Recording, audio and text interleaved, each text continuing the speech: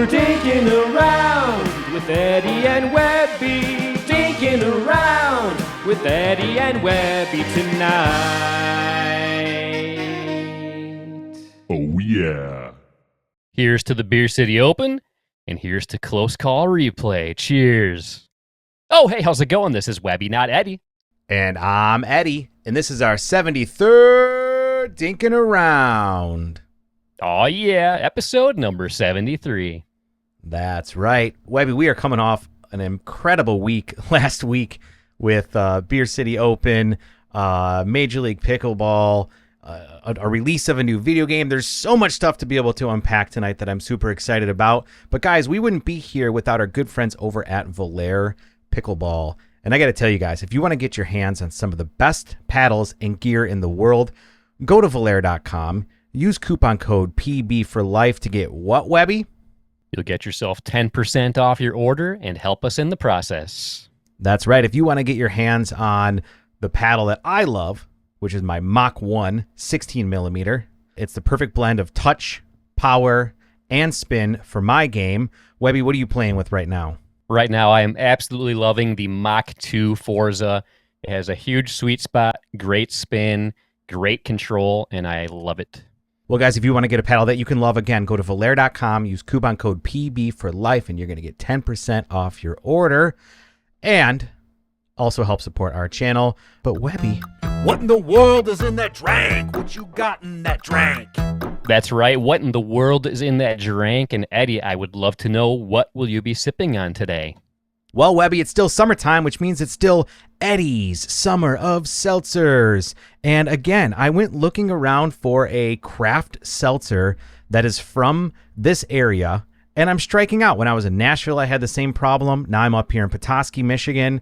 Couldn't find any. If we would have done a podcast in Grand Rapids, I would have had thousands to choose from. But anyway, I'm going to go back to my good old standby, which is Happy Dad. And this is the pineapple flavor, which I typically enjoy pineapple flavored beverages, but they're hit or miss. Sometimes they taste great. Sometimes they taste awful. But Webby, what I will tell you is, being in Grand Rapids for like 9 days, I'm back on a beer kick, man. So I'm a little bummed that I'm doing my Summer of Seltzers right now after spending all that time in Grand Rapids, right? Oh man, so many great beer options there in Grand Rapids. But for the beer I will be drinking, it was one that was featured heavily at the Beer City Open. They had a beer tent. They're one of the main beer sponsors, and that's our good friends over at New Belgium, and I'll be drinking Fat Tire Ale, something I already had a lot of this past weekend, but I love it, so I'm going to drink some more. Well, cheers, my friend. Cheers. Cheers to all of you out there. And Webby, I got to say, it's a testament to Fat Tire that you have been drinking it for the past week, and you're still continuing to drink it. Yeah, it's a great beer. It's one of my go-tos, and I'm a big fan. Me as well. Do you know what I'm also a big fan of? What is that? You telling me what time it is. Now it's time for Memes of the Week. Yeah! That's right. It's Memes of the Week, the hottest segment in all of pickleball podcasting out there. Webby, do you have a meme for us this week? I do, and this is a great one. This comes from one of the all-time greatest meme accounts in the game, and of course, I'm talking about Memes of Pickleball, and this is something that happened this past week at the Beer City Open, and it says, Zane Navratil might be the only person to ever get body bagged twice in the same point. I'm going to put that one away, so just, it happens. You! Oh no! Tagged twice there. Body bag, body bag. Thought he was going to get away with that, and Zane Navratil. Have another look at this wild play. 1, 2.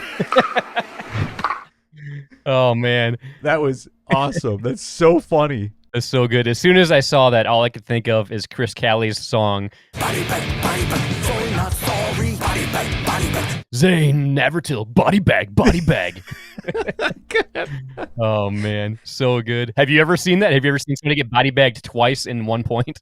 I was just about to ask you the same question. I don't think that I've ever seen that before, but did the referee think that maybe it hit the paddle and then, or did his opponent? I still don't understand how that even happened, because if you were to tell me like, oh, they got body bagged twice, I'm like, how can that possibly happen? But then when you watch it back, Right. You're like, oh yeah, okay, I can see that happening.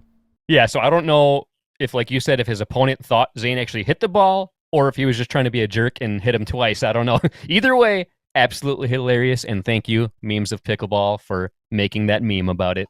Yes. Gotta love Memes of Pickleball. Webby, I do feel like a little bit of a copycat, though, because I also chose some memes from Memes of Pickleball this week, but they're just so good and they're so relevant to what happened at the Beer City Open. If I were to ask you, what is one defining characteristic of Big Papa Jimmy, James Ignatowicz, what would you say? I would say it would be like his trademark split step and the bouncing around that he does all over the court. Well, apparently, it's not just on the court that he does this. So here we go. This is from our friends over at Memes of Pickleball. This one here, it says, so it just never stops, apparently. And there he is on the sideline, bouncing away. Still going. And James Ignatowicz at literally any point during a pickleball match. You got the Pickleball TV theme song in the background. And a guy just bouncing back and forth out there. Here he says, nobody. James Ignatowicz at the kitchen line. And it's a Muppet bouncing around out there. Referee, time in 002. James Ignatowicz. And again, it's a dancer doing some dance where they hitting those toes back and forth. And he literally looks like he's doing that out there. He does. So good. Thank you, Memes of Pickleball, for all that you do. We're so happy that you're in the pickleball space. And another classic few memes there from you. Yeah, that is so great. Great stuff. Thank you, Memes of Pickleball, once again. But does everybody know what time it is? Now it's time for Topics of the Week.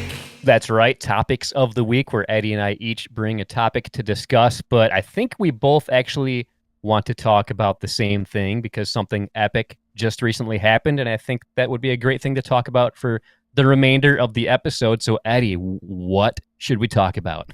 Well, Webby, you and I have been part of some incredible changes in the pickleball landscape. I was lucky enough to commentate a match back in 2019 where Anna Lee and Lee Waters blasted onto the scene and won gold at Simone's tournament at the 2019 Florida Grand Slam, beating Simone and Corinne, and that just skyrocketed their career to no end. You and I got to live stream and commentate 2019 Beer City Open, where Simone and Corinne went back and beat the Waters. Again, one giant step forward in pickleball. We've been part of all of these first amazing things. A lot of them have taken place at the Beer City Open. But I got a question for you. Did we just witness and be part of one of the most major changes that is happening in pro pickleball, just springboarding us into the future? What do you think? I really do think we were a part of something special that I do think is going to change the shape of pro pickleball moving forward. I feel like I want you to describe a little more about like what we're talking about, because I think you would do it justice way better than I am. But yes, I do think we were part of something extremely special that is going to change pickleball for the better. Well, enough beating around the bush. I'm talking about close call replay. Anybody that listens to us or follows us knows that Kyle Salenko and I started close call replay back in early 2024, which is a high frame rate line challenge replay system. And we debuted it at a couple events, but it really didn't get into the public eye until Major League Pickleball Beer City Open. And I'm so grateful for Paul and Andrea to giving us the opportunity to showcase our technology because, guys, it took the pickleball world by storm. We finally have a high-quality, high-frame rate, instant replay line challenge system that fans love, that referees love, that players love, and that we love to be a part of. Webby was working with us on our crew this weekend, so he got to be a part of it and experience it firsthand. And I got to tell you, there's a whole bunch of things that I want to go through here, but I do feel like this is going to revolutionize professional pickleball. Yeah, I 100% agree. And I've said it before, but I am absolutely honored at the fact that I was able to be a part of it. Man, what you guys created and put together and the system that you guys were using, it blew my mind. And once I learned how to use it, once you guys showed me what to do, immediately once the Major League Pickleball matches started that we were part of for doing the line call challenge system, it just blew me away. and I was immediately super excited to see what the pickleball world was going to think about what they were about to see. Well, we've been receiving pretty much incredible feedback from everybody, including Major League Pickleball. But there's a lot of things that we discovered from this. So if you guys don't know, and this is your first time really tuning in, Close Call Replay is, again, it's a high frame rate instant replay line challenge system. And it was designed by Kyle Salinko and I. Kyle is the owner of Boxcar Productions, to be able to try and bring fairness and quality to the sport of pickleball, where we take 6 camera angles and we put them right down each of the sidelines and baselines, and we're basically able to do frame synced recording into a system at 240 frames per second. And really what that means is that the more frames you capture per second, the more you can actually slow it down and see the trajectory of the ball.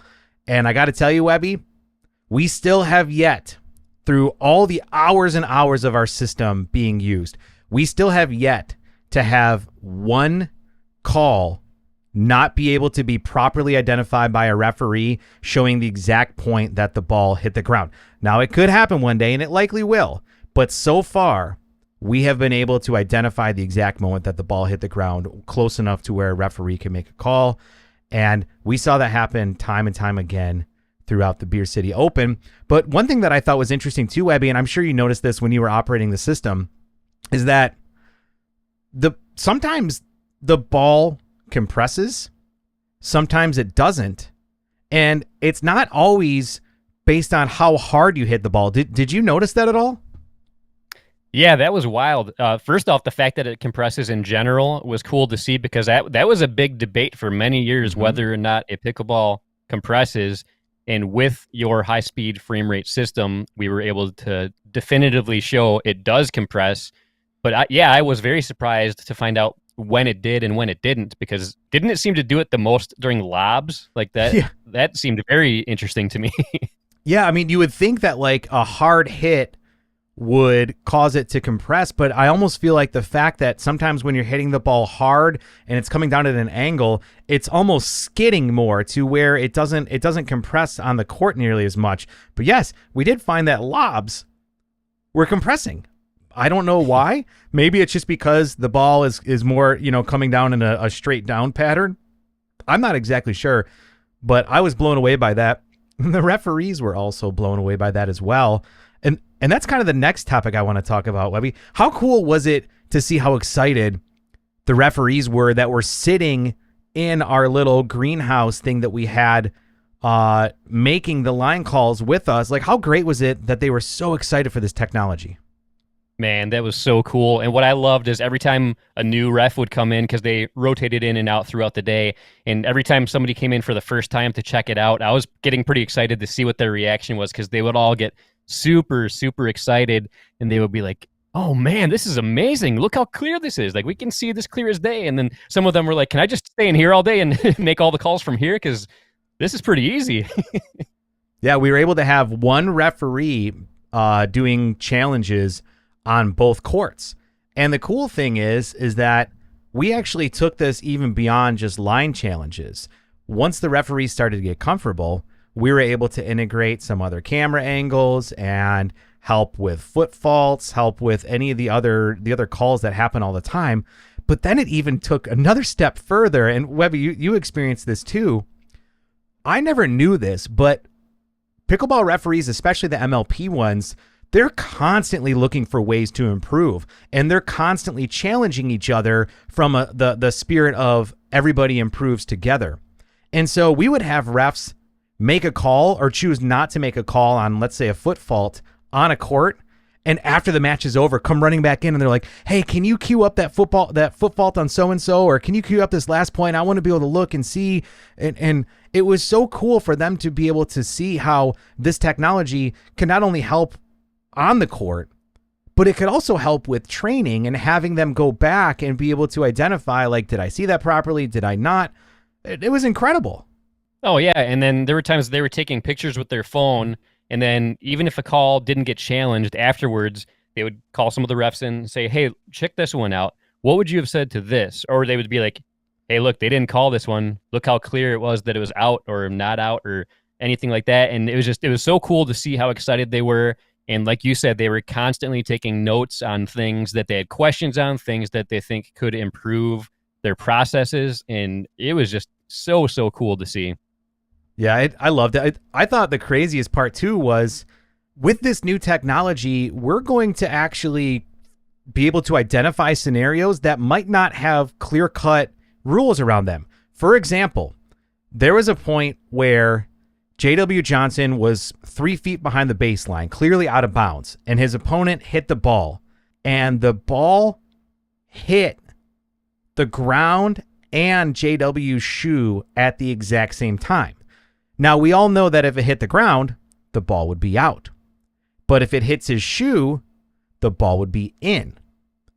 And I know a lot of people get confused by that rule, but it doesn't matter where you're standing on the court. If the ball hits you before it hits the ground, then that ball is in. It's a live ball at that point.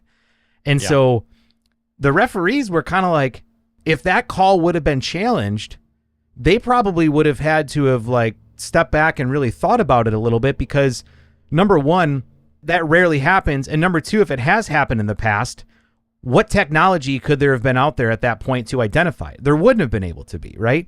So not only are we seeing that it's helping referees with calls that they make all the time, it's also identifying situations that, again, might not be clear cut according to the pickleball rules. I don't know. Like what other crazy things are we going to discover using this technology?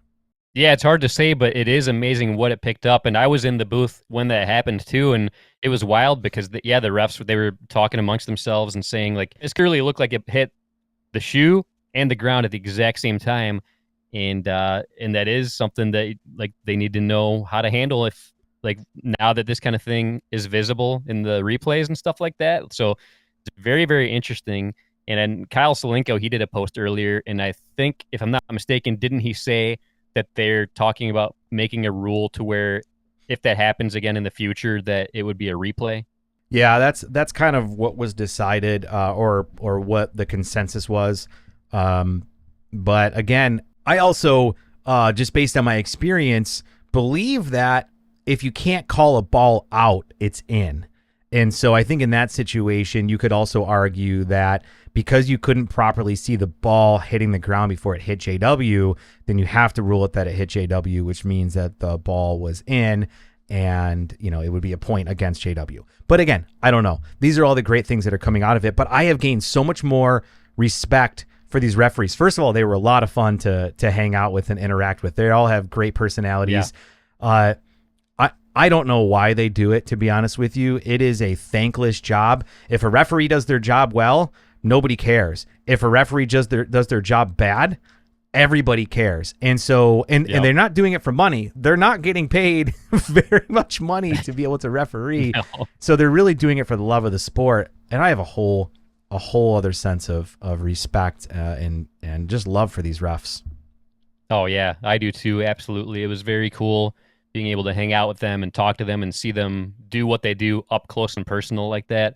And I do want to point something out to people that if anybody who didn't tune in to see the replay system, something that was very impressive with it is when we would zoom in on the ball and go back and forth, like rewind and fast forward slightly, you could literally see the holes in the ball as the ball was rotating. I mean, that is just amazing because as we all know, anybody who watches pro pickleball, in the replays that normally happen, it's just a big blur. Like you can barely see the ball sometimes, and sometimes it's not even clear like where the ball and the line meet. What's the ball? What's the line? Because it's just a big blur.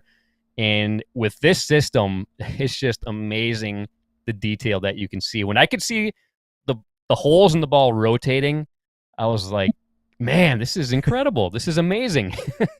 Yeah, it is really cool. I mean, I've witnessed it, hundreds of times now just with testing the system and using it, but I still, every time I'm just like, God, that's so amazing. It was so good. Thank you. Yeah. The next thing I want to talk about, Webby, too, though, is are we seeing and are we going to continue to see a change in pros' behavior? Now, anybody that was following Major League Pickleball at Beer City Open, you guys know that the first day of the event, which was on that Wednesday of that week, there was a lot of rain. And so those matches were moved to an indoor facility. Shout out to All In Pickleball Gym. It's about a 20-minute drive from downtown Grand Rapids. Incredible facility. Webby and I got to record some video last year there. Great group of people that work there. And they opened up their gym to be able to have the matches there.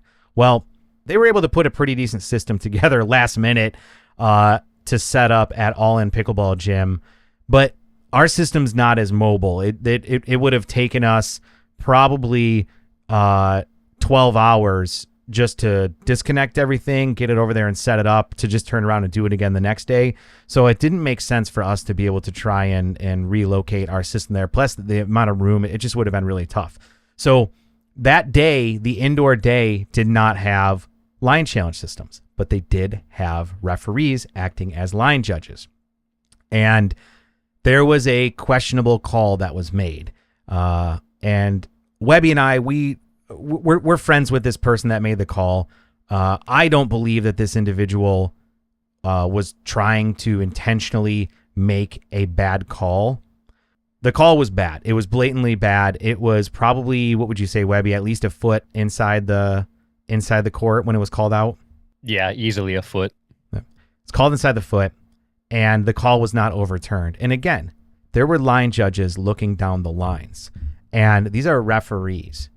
Now, I don't know what other evidence we need to show that line judges don't work. Human beings are not designed to stare at a line waiting for the chance for a ball to go by to be able to properly identify, to whether it's in or out at that moment. That's what computers are good for. Computers aren't thinking about what time are they going to get bed tonight, the conversation they had with their significant other, right? They can just do one job and do it well. Human beings suck at that. And so I think that's another example of why line judges shouldn't work. But I don't know about you, Webby. Once people saw a close call, I don't think the players were making calls like that anymore. Did you experience that?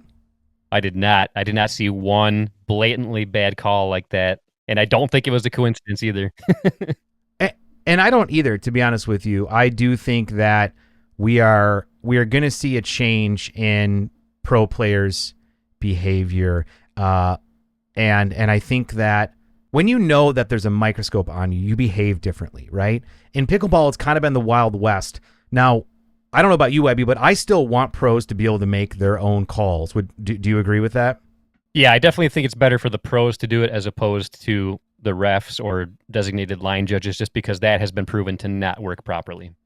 With that being said, pros are going to continue to make their own line calls, but when you have the technology that can support showing whether the ball is in or out, I think that not only are they going to think a little bit harder and be more precise when they are making their calls, I also think we saw a change in behavior, and we're going to continue to see a change in behavior in when you are making a challenge. So in MLP, you're only given a certain number of challenges per match. And if you make a challenge when you're out of challenges and it gets overturned, you actually lose a point. So there's a very stiff penalty in Major League Pickleball if you don't get your challenges right. Before, when the technology really wasn't there to make really clear challenges and decisions based on that, it was a little bit less risk. But now that's different. Do you think, Webby, we're going to continue to see a change in behavior from not only making line calls, but also challenging calls? Oh, absolutely. And I think we were already seeing that just at the Beer City Open. I feel like once people saw how good the replay system was that first day, I could tell people were not making those close calls like they used to. Like, I feel like sometimes people just default to calling out, whether they know for sure if it was out or not. They know it was close. They figure, what's the harm in calling it out? In fact, on the Pickle Pod, Zane and Thomas, I'm pretty sure that they constantly say, when in doubt, call it out, or just always call it out, because what's the harm? I mean, you're not going to get penalized or anything, and especially if the ref didn't see it and can't overturn it. But now with this system, people can't get away with that anymore. They really can't. And I think that's a positive thing for the sport. We're going to see a change in behavior. We're going to be able to get more accuracy. We're going to be able to get more fairness. We're going to be able to get more quality. And I think we saw that at Beer City Open. And so I ask all of you guys out there, is pro pickleball changed forever? Did we just change the course of pro pickleball by having close call replay at Major League Pickleball Beer City Open? I think so. Webby, sounds like you think so. But we ask all of you out there, what are your thoughts? Go ahead and throw it down in the comments below. We'd love to be able to hear it. But Webby, I don't want to end this topic without talking about your experience at Beer City Open outside of working with Close Call, because you actually played in 2 amateur brackets. Do you want to catch us up on all that? Yeah, I'm not going to go into too much detail because I want people to be a little surprised at the outcome of the videos when I release them. But I do want to say, going into this event, I have had a major losing streak. I have never won an individual game in men's singles, and I have never won a single game in men's doubles at the Beer City Open this whole time. Every year that we've played, I haven't played singles every year, but at least half of the years I've played singles. I've played men's doubles every year, and across all the years, even when I played with Eddie or didn't play with Eddie, I have not gotten a single win in men's doubles, and I am happy to say that I did get at least one game win during men's doubles 4.0 this year at the Beer City Open, and it felt amazing. It was a great match, and I will just come out and say I did not make it on the medal stand, but the team that we played against in the first round, we took it to a game 3. I think it was over an hour long, our match. It was a super, super long match, and it could have gone either way. That third game, they had a big lead to start with. We were starting to make a comeback, but ultimately they beat us. But we found out later that team, they went through the winner's bracket all the way to the gold medal match. That means they didn't lose a match all the way up to the gold medal match. And then the gold medal match went to a game 3, and they lost that one, so they were the silver medalists. But, I mean, that just shows how competitive we were, because we were very competitive against a team that almost went undefeated the whole day. So that made me very proud. Very good men's doubles experience. Unfortunately, it was not with Eddie. In case anybody didn't listen to the previous episode, Eddie was not able to play, but for a very good reason, because of doing the whole close call replay stuff. So I think that is a great reason to not play. So I got to witness Webby playing. I was like taking breaks in the booth and running out there and watching. Webby, do you realize that you had the biggest crowd and fan support system out of any of the non-Major League Pickleball courts at all of the matches that I went to? Oh, really? Oh, really? No, I did not know that. So if that's true, I was not aware of that. It was insane. I mean, a lot of people that I knew, but a lot of people that I didn't even know, they were like, "Oh, Webby, come on." They were cheering you on. They were standing there watching. It was great. I was like, this is amazing. It's so cool to see what you've been able to do, building all these connections amongst the Michigan pickleball players. And I think that showed with their support for you when you were playing. So I loved it. I thought it was awesome to see.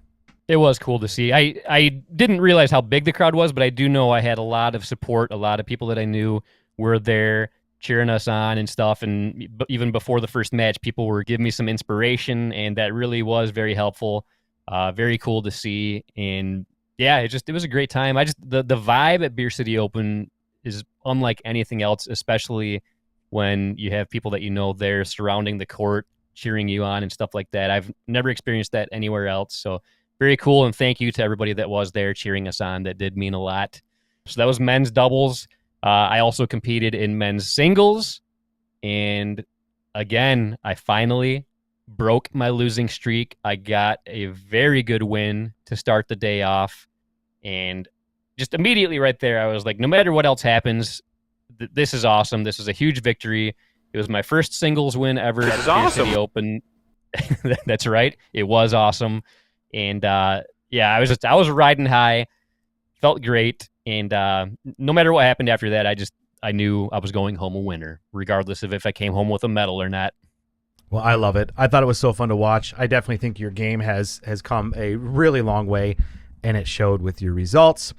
But Webby, I got a question for you. When you were out there in the heat in Grand Rapids sweating, how did you stay hydrated? Oh man, thankfully I had some Jigsaw Health Electrolyte Supreme. I guzzled a couple bottles while I was out there.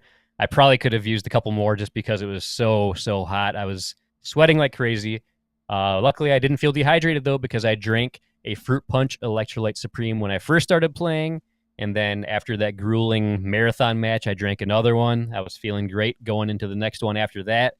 And it was hot. It was very hot, very sunny. I absolutely hate playing in weather like that, but luckily I didn't feel bad once I was done, thanks to Jigsaw Health Electrolyte Supreme. That's right. Jigsaw Health has a ton of products to keep you hydrated on and off the court, keep you feeling good on and off the court, because at Jigsaw Health, it's fun to feel good, and I take their products on a daily basis. If you want to get your hands on some amazing stuff like the Pickleball Cocktail Blue Raspberry, which is my favorite product that they make, you can go to jigsawhealth.com and use coupon code PB for life 10 to get what, Webby? You're going to get yourself $10 off your order and show us some support in the process. That's right, jigsawhealth.com, coupon code PB for life 10. You're going to love their products. But Webby, I got to know your Closing thoughts. So what did we learn today? We learned that it's embarrassing to get body bagged during a pickleball match, but it's even more embarrassing to get body bagged twice in the same point. We also learned that James Ignatowicz loves to bounce around both while playing and spectating pickleball. And we also learned that thanks to close call replay at the Major League Pickleball event at Beer City Open, pro pickleball might have been changed forever for the better. But I thought today was a great episode. Once again, the Beer City Open was an absolutely amazing event. And seriously, every year, I feel like the previous year was the biggest and best, and they're not going to be able to top it. But this year, I can honestly say was the biggest and best event ever.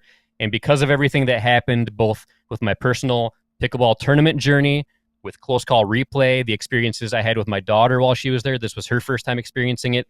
I would say that this was my favorite overall Beer City Open experience so far, which is really saying a lot.